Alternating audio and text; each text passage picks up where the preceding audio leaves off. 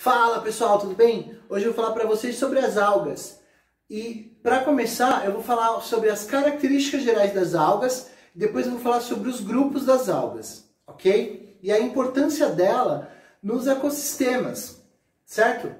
Então, vamos lá.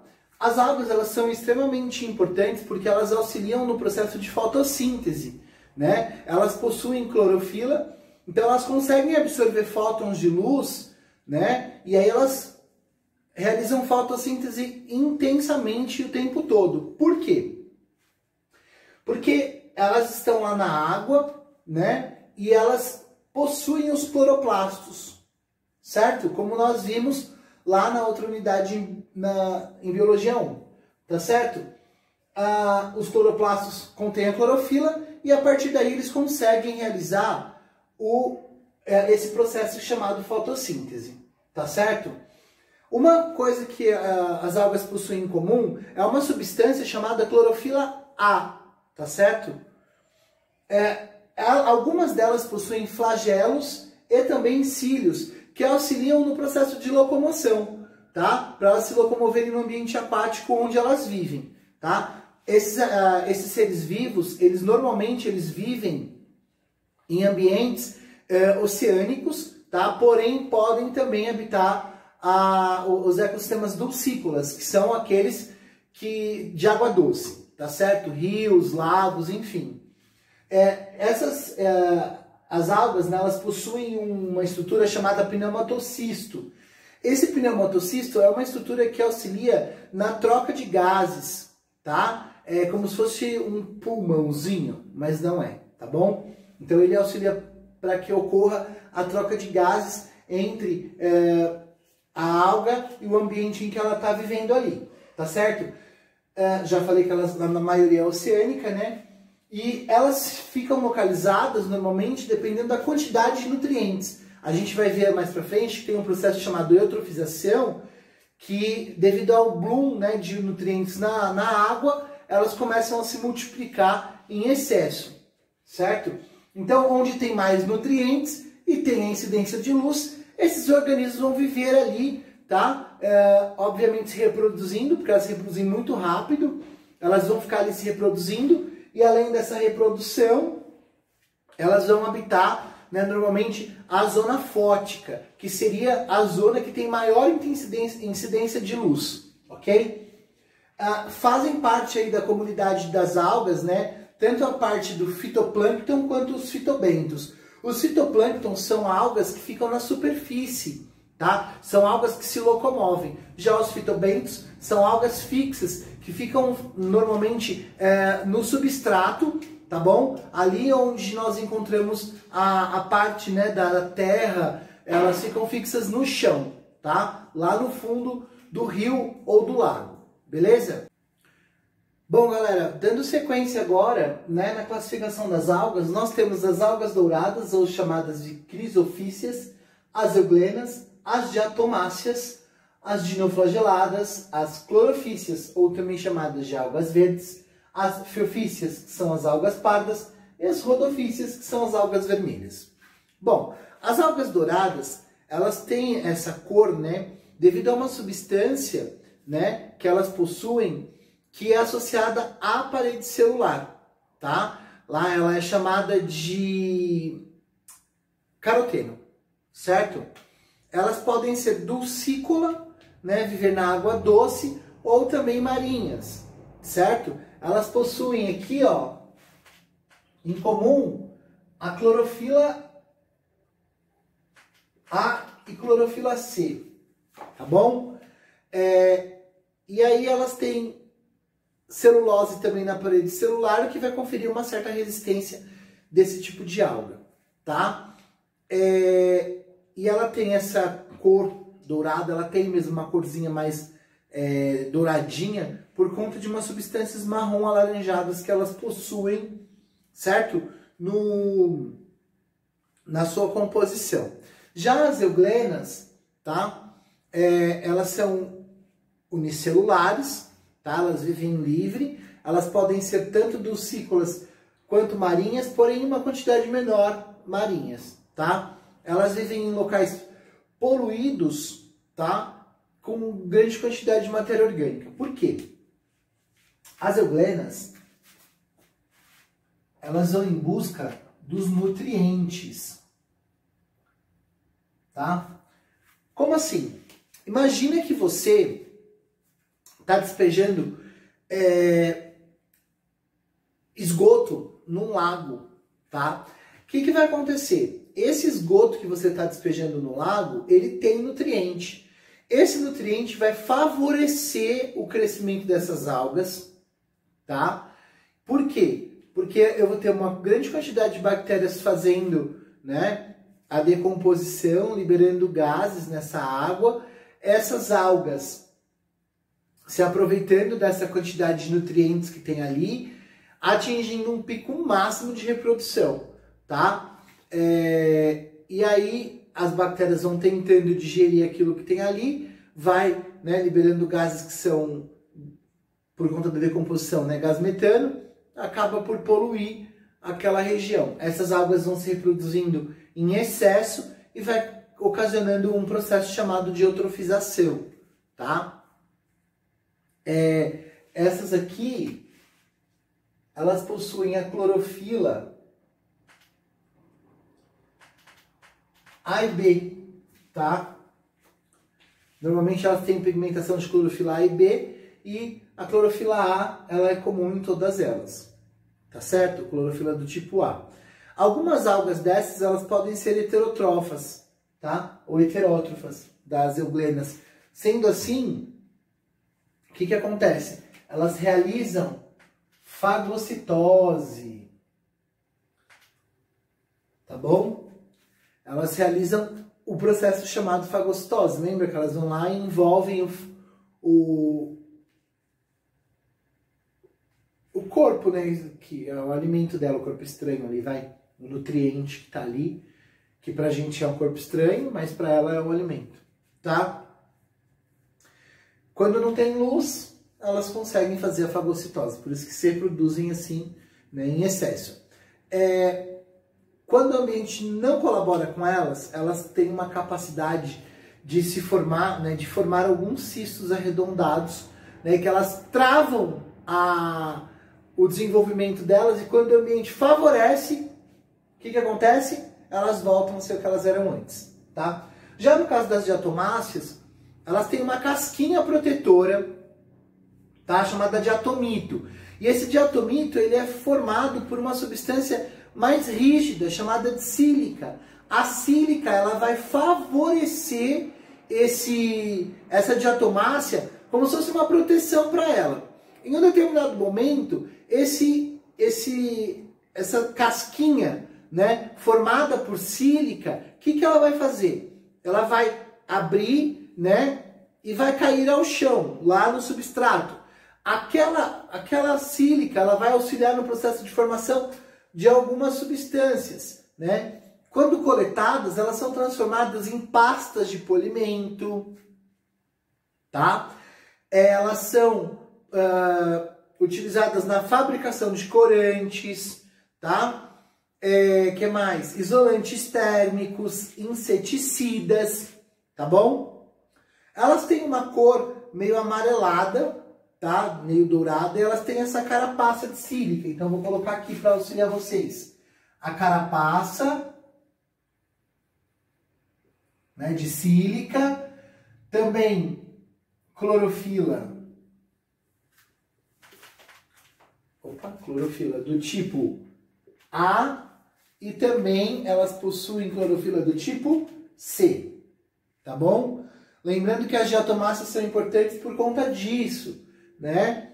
Por conta dessa carapaça que elas têm, tá? Chamada de diatomito, beleza? Já as dinoflageladas possuem clorofila A e C, tá? Elas são, né, importantes porque elas reservam amido e alguns óleos, certo? A maioria dessas algas são marinhas e elas estão associadas ao desequilíbrio ecológico. Por quê? Elas produzem uma substância chamada Não, não é nessa aqui não, desculpa. Então, assim, elas vão produzir uma substância que vai ocasionar um desequilíbrio ecológico. Por qual motivo? Elas são as causadoras de um fenômeno chamado maré vermelha. Tá? Essas algas, elas vão liberando uma toxina na água, conforme acontece uma agitação, ela vai liberando toxina, liberando toxina. Essa toxina, ela ocasiona a morte de peixes e moluscos. Se o ser humano entra em contato com o molusco, também ele vai ser intoxicado. Por qual motivo? Muitos moluscos são filtradores de água, tá? Quando eles filtram a água, eles acabam se intoxicando com a toxina do dinoflagelado, da alga. Aí o que vai acontecer? Nós, né, normalmente somos bivalves, que são os que têm as conchinhas. Algumas pessoas comem isso, né, comem esse tipo de molusco. E durante a alimentação, o que vai acontecer? Batata, né? Essa pessoa vai se intoxicar por conta da toxina que foi filtrada no corpo do molusco. Beleza?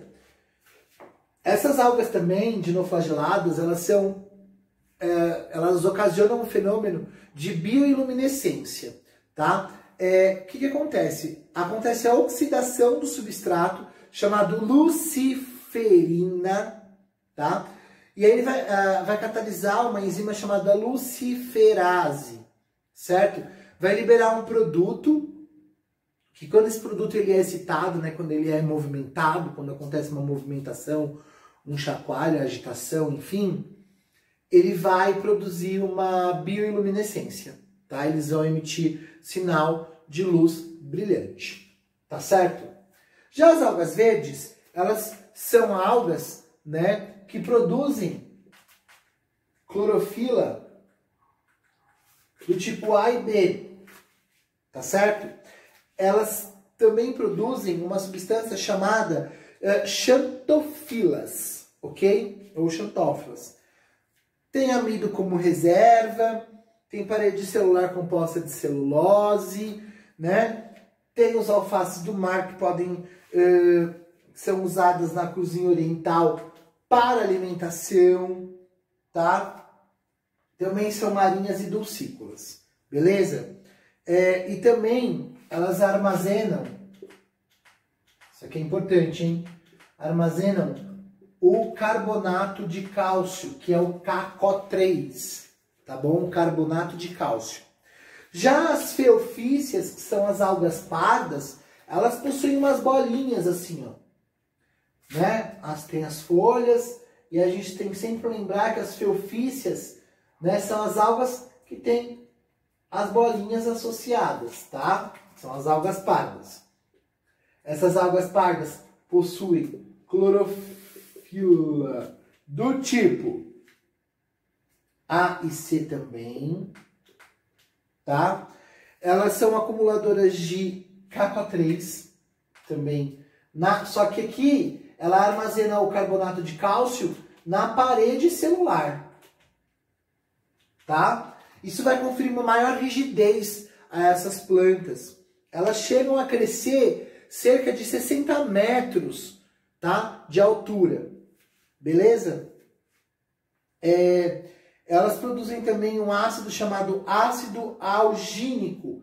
Esse ácido algínico, ele vai conferir uma maior rigidez também a esses organismos, tá bom? E nós temos as rodofícias, que são chamadas de algas vermelhas. Essas sim possuem a ficoeretina,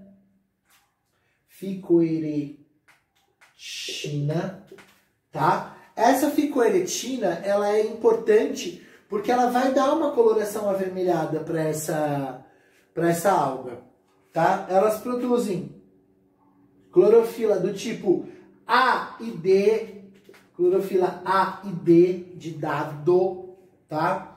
Elas produzem também, né, na parede celular, uma substância que é utilizada na fabricação do ágar, tá? O ágar é uma substância que às vezes a gente encontra, né, em algumas balas de goma. A gente encontra o ágar como um meio de cultura para cultivar bactérias e fungos, tá? Porque é uma substância nutritiva. O agar, então, ele é utilizado muito em laboratórios, tá? Principalmente laboratórios de microbiologia. As algas vermelhas também, né? Elas têm a parede celular, além do agar, celulose. Beleza?